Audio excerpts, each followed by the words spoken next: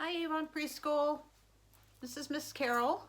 It's time for our weekly story. I thought I would come to you tonight and bring you a really special story. It's one of my favorites. It's from the Rocket series of books. The author is Tad Hills, and the name of the story is How Rocket Learned to Read. Let's see what's inside.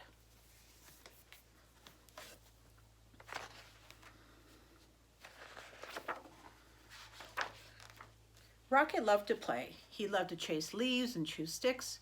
He loved to listen to the birds sing. Every fall morning after chasing leaves, Rocket would lie down in his favorite spot under his favorite tree. There he'd sniff the neighborhood smells and settle in for a good nap. But one day, a little yellow bird startled Rocket. "Aha, my first student! Wonderful," she sang. Rocket was confused. "Student? I'm not a—" "But if I am your teacher," the bird interrupted, "then you must be my student." Rocket found it hard to argue with the bird. "I am so glad you saw my sign," the bird chirped. "Oh yes, I can see it," Rocket said, "but I don't know how to read." "Can't read? Fantastic!" She waved a wing. "Welcome to my classroom." "But I just came here to nap," Rocket said. No, there will be no napping in class," declared the bird, "except, of course, during nap time." "Well, then I can take a nap over here," said Rocket. "I've had a very busy morning." "Not to worry, I'll be around every day," chirped the bird, "until the weather turns."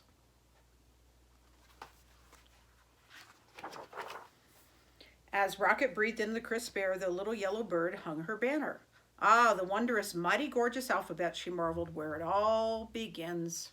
And here's the whole alphabet. Can you say it with me?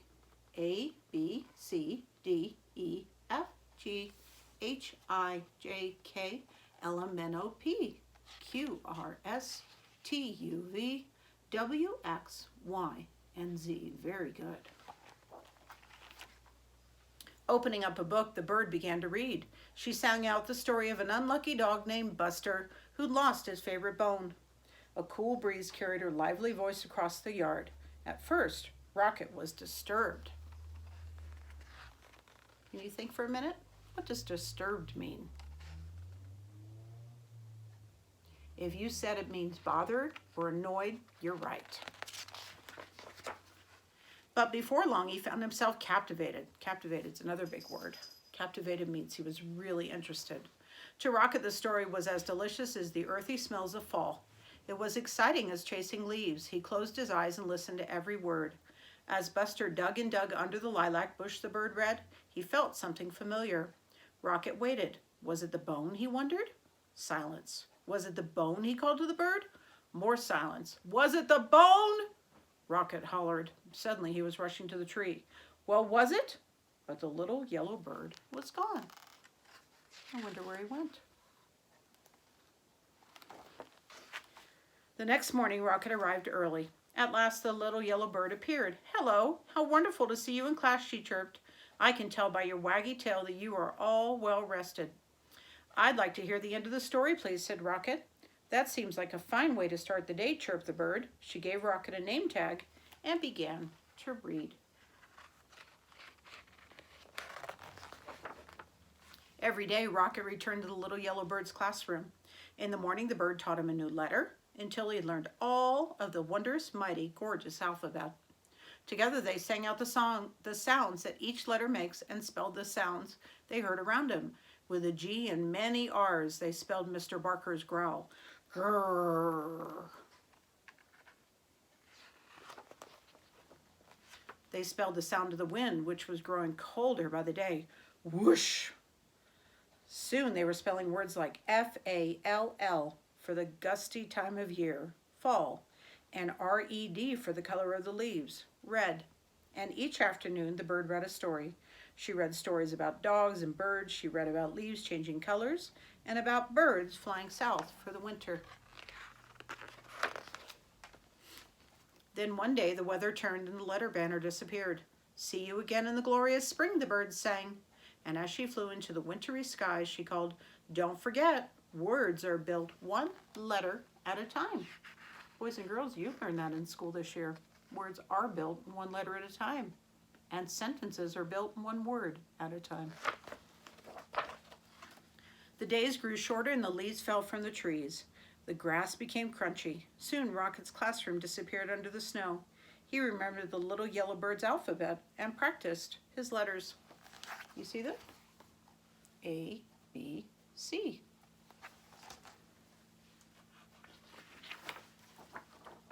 Rocket thought about the bird's sweet chirp while he sounded out words like D-I-G, dig, and W-I-N-D, wind, and C-O-L-D, cold.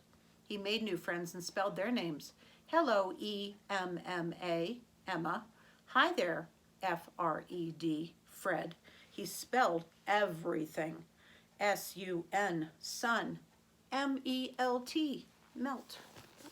You see Rocket's words?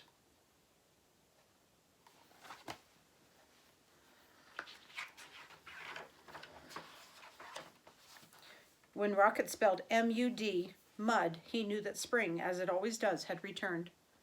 The breeze blew warmer, the grass grew greener, and a sign appeared. The sign said, "Class starts tomorrow." Early the next morning, Rocket rushed to his classroom. As he waited, he spelled W-A-G, wag. Soon the little yellow bird arrived. "Aha, my star student," she sang. "How wonderful to see you. I can tell by your waggy tail that you are ready for class." The sign says, "Welcome back, Rocket."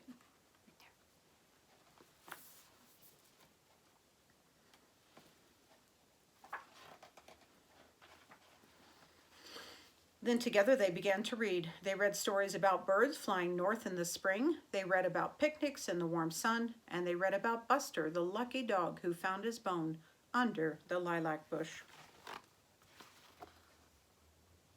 Look at all those books. Rocket is really paying attention to the stories. And when they were done, they read it again and again, and A-G-A-I-N. Again. The end. Friends, I hope you enjoyed our weekly story. I love getting together with you at this time of the week and reading another story to you. Next week, we're going to read another Rocket story. You'll have to wait and see until then. I hope you're staying safe, and I hope you had a great week this past week, and I hope you're going to have a fantastic week and stay healthy and stay safe and play a lot and get a lot of sleep and do some reading with your family. And go outside. Have a good time. I'll see you guys later. See you next time. Bye.